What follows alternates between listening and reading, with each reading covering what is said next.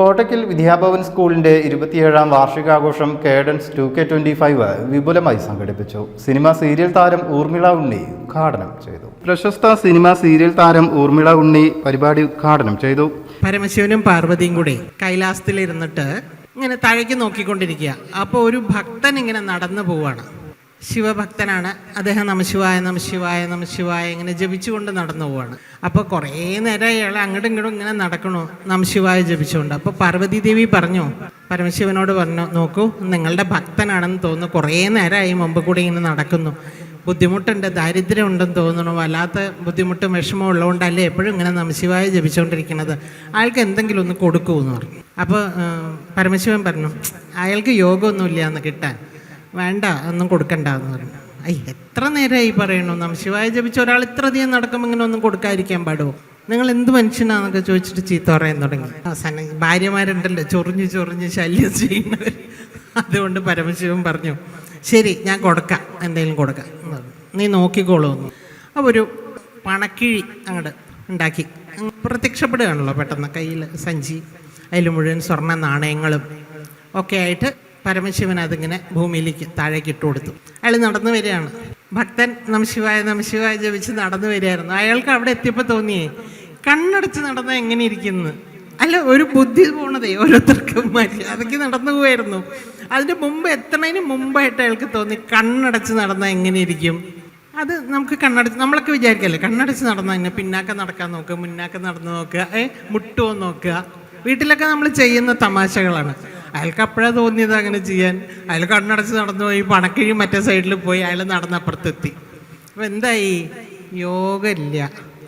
യോഗമില്ല എന്ന് വെച്ചാൽ യോഗമില്ല അല്ലേ, ആ കിട്ടണം എന്നുണ്ടെങ്കിലേ അത് കിട്ടുള്ളൂ, ആ യോഗം പറഞ്ഞിട്ടുണ്ടെങ്കിലേ അവിടെ കിട്ടുള്ളൂ. റിട്ടയർഡ് കേണൽ മധുസൂദനൻ പരിപാടിയിൽ അധ്യക്ഷനായി.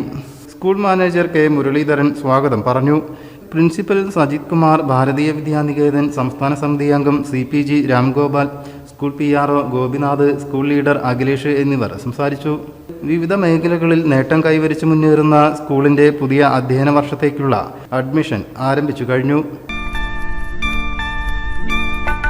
കളമൊഴി നീ പൊട്ടിച്ചിരിക്കുന്ന നേരത്ത് കൈകൊട്ടി കളിത്താടം മുഴങ്ങുന്നു.